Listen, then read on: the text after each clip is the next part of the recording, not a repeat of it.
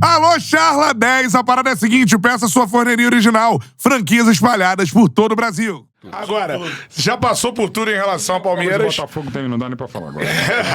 Deixa quieto que é muito recente, isso eu ainda não vou entender e tal. Aí é foda. Nem eu. Não. Seguinte. Agora, Mauro, em relação a Abel Ferreira, incontestavelmente o maior técnico da história do Palmeiras, cara, ou não? Você sabe que eu tenho um apreço, um respeito, até por ele usar muita frase do meu pai e tal. E hoje, lamentavelmente, no Palmeiras, no mundo do futebol, você tem menos contato com comissão técnica e com treino. Sem querer, mas já jogando um pouco de confete, bastante cabotinho da minha parte, eu era um dos únicos caras, como comentaristas, que iam em treinos. Não ia todos, mas eu ia. Tanto é que eu aprendi muito de futebol com mestres, como Tele Santana, como Vanderlei Luxemburgo. Pô, que maneiro, Muricy, cara. de observar. E como o pessoal me via lá, eu falava, porra, o pessoal tava me soltando. Às vezes eu ia na sala dos caras, falar, conversar. E até hoje tem um relacionamento muito legal com muitos deles por causa disso. E hoje a gente não consegue. Então eu só tive 2 vezes com o Abel, de conversar. E a última eu tava como Tietchan, eu tava com meus filhos, tava tirando foto, como eu falei, e num churrasco às 5h30 da manhã na academia do Palmeiras, depois da conquista do Brasileiro de 23. Mas assim, até esse dia, eu falava, e era excomungado, inclusive em casa. Aliás, em casa tem um quadro lá. Nesta casa não se fala mal de São Marcos, de Filipão, e com a ajuda da Manuela, minha filha, e do Gabriel, meu filho, tem um post-it lá, e do Abel. Em casa eu não falo mal do Abel, mas aqui eu acho que ele exagera em reclamação, ele se perde algumas vezes, mas ok, ponto. Mas eu dizia, até a final de Palmeiras ser bicampeão brasileiro agora, pra mim ele estava na 4ª posição como treinador. Num clube que tem Vanderlei Luxemburgo, pra mim primeiro, Filipão aqui no empate ultra técnico e super técnico, Oswaldo Brandão, não só pela segunda academia, mas pelo super campeonato de 59, a defesa que ninguém passa lá de Paulista de 47, que eu não vi e tal. Pesa que ninguém passa. Vem daí, do Paulista de 47. Então assim... Mas depois dessa conquista, do jeito como foi, pra mim o Abel passa o Brandão, passa o Filipão e pra mim chega no empate ultra técnico com o Luxemburgo. Pô, mas por que o professor? Por que o Luxemburgo? Eu pergunto alguns detalhes. Aproveitamento de pontos, o Vanderlei ainda tem mais aproveitamento de pontos do que o Abel. Porra, mas as vias lácteas montadas pela Parmalat que ele pegou. Sim, pegou.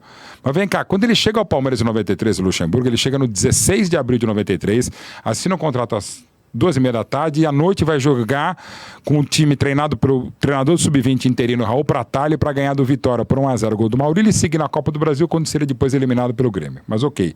Mas ele chega 16 de abril de 93 e é campeão 12 de junho de 93. Em menos de 2 meses, ele consegue tirar um Palmeiras de 16 anos de filho contra o maior rival. E não só isso. Mais do que o Botafogo de 89, do que o Santos de 2002, do que o Corinthians de 77. Em 93 e 94, o Palmeiras do Luxemburgo consegue 5 títulos em 18 meses. Um Rio-São Paulo com um time misto, ganha o Brasileiro de 93, ganha o Bi-Paulista de 94 e o Bi-Brasileiro. Montando um time que inclusive tinha jogadores de seleção, tetracampeões como Mazinho e Zinho, podia ter outros como Antônio Carlos, como Roberto Carlos, como Clebão, como Ivaí, Edmundo, o Rivaldo que chega depois da Copa de 94, enfim. Timaços, mas também por conta dele, potencializados. Aí ele vai pro Flamengo, não dá certo com o Romário, tal, cai fora, sai, assume o Paraná, e do Paraná vem pro Palmeiras em novembro de 95. Traz antes da hora o que era inusitado, 2 cracassos, sobretudo Djalminha e um mega artilheiro como Luizão, e monta um time espetacular em 96. Aquele time de 96 dos 102 gols em 30 jogos. Isso aí. 27 vitórias, 2 empates e uma derrota no Paulista pro Guarani em Campinas. O time que cancelou as finais, inclusive com um 6-0 contra o Santos, então vice-campeão brasileiro, na Vila Belmiro. É o mesmo time que numa sequência de 21 jogos em 96 ganha 12 deles por goleada. 2 dessas goleadas são 2 8-0, um contra o Sergipe na Copa do Brasil em Aracaju, outro com Botafogo e Ribeirão Preto pelo Paulista, mete o 6-0 no Santos do Giovani na Vila Belmiro e entabula 21 vitórias em 12 jogos. Perde a Copa do Brasil, sim, para um grande Cruzeiro, numa infelicidade, mas perde, né? E ganha um Paulista com a melhor campanha da história do profissionalismo desde os anos 30. E depois o que ele fez mais? Em 2002 ele faz um time semifinalista do Rio-São Paulo e eliminado por causa de cartões amarelos. É verdade. E, aliás, nunca se esqueçam, Lúcio Flávio, que está na moda, hoje é cedo mais, o Palmeiras foi eliminado no Rio-São Paulo pelo regulamento absurdo que valia mais os cartões amarelos na semifinal do que na campanha inteira, a pontuação. E dos 6 cartões amarelos que o Palmeiras recebeu, 4 cavados pelo Lúcio Flávio. Então o Lúcio Flávio... Que esteve aqui. Que imagino. E talvez não mereça ser tão espiado pela torcida do Botafogo, uma outra história. Mas enfim. Aí em 2002 ele sai na primeira rodada do Brasileiro, o Palmeiras vai cair e tal, parte disso, mas você não pode falar que o maior culpado é ele. Volta em 2008 num time que estava mal, chegou a ser 15º do Paulista e faz o time campeão. Depois volta em 2020... Denilson, Valdívia, né? Exatamente. Que era bom, mas não estava bem no campeonato. Ele aposta na volta do São Marcos, dá tudo certo. Aí ele volta em 2020, demora para engrenar, tem a pandemia, mas quando volta ele é campeão paulista contra o Corinthians nos pênaltis.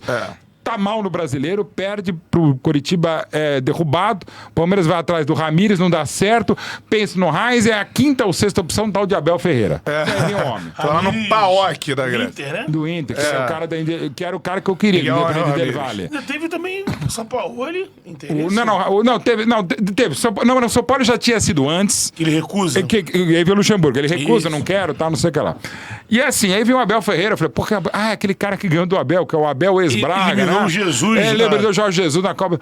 Porra, legal, vamos ver. Aí eu falei com o cara do Palmeiras que havia falado, né? Falou, cara, é impressionante que o cara sabe do Palmeiras e como ele é vibrante, como ele vai. Tá, beleza, vamos lá. Eu não falei muita coisa, não falei nem sim nem não, né? E agora, evidentemente, até deste longo arrazoado, hoje, pra mim, ele está ainda atrás do Luxemburgo. Agora, de uma primeira passagem, porque eu contei aqui várias do Luxemburgo, tem várias do Filipão e do Brandão. Numa só passagem, a maior. E pra quem disser que o Abel é o maior treinador da história do Palmeiras, eu tô assinando embaixo. Até porque, o Canta Beto, gente, idolatria é uma coisa absolutamente pessoal, particular, e é coração de mãe de torcedor. Você pode ter vários fãs, quer dizer, pode ter vários ídolos. E tá valendo, cara. Um Ezequiel do Corinthians, um Merica do Flamengo, porra.